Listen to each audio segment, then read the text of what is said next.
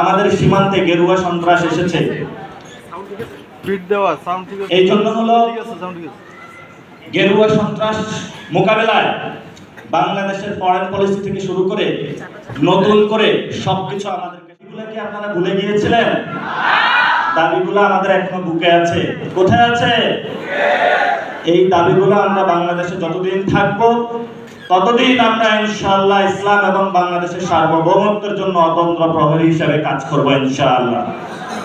আপনারা জানেন আমাদের সীমান্তে গেরুয়া সন্ত্রাস এসেছে। এই জন্য হলো গেরুয়া সন্ত্রাস মোকাবেলায় বাংলাদেশের ফরেন পলিসি থেকে শুরু করে নতুন করে সবকিছু আমাদেরকে সাজাতে হবে। এই গেরুয়া সন্ত্রাসের শিকার মোদি যখন বাংলাদেশে এসেছিল, আপনারা সবাই রাজপথে নেমেছিলেন এবং অনেকে শহীদ হয়েছিলেন, জেলে গিয়েছিলেন, মনে নাই আপনাদের? সেই ভাইয়ের কথা যদি মনে থাকে, রক্তের উপরে দাঁড়িয়ে হলো যদি বাংলাদেশে কোনো গেরুয়া সন্ত্রাসের একটু ছিটেফোঁটা আসার চেষ্টা করা হয়, আমরা রক্ত দিয়ে ইনশাআল্লাহ প্রতিরোধ করব তাদেরকে। সে আহ্বান রেখে আমি আমার কথা শেষ করছি।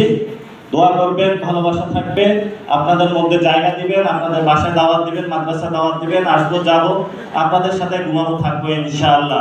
তবে গেরুয়া সন্ত্রাস বাংলাদেশে আমরা কায়েম হতে দিব না ইনশাআল্লাহ। আসসালামু আলাইকুম ওয়া রাহমাতুল্লাহি ওয়া বারাকাতুহু।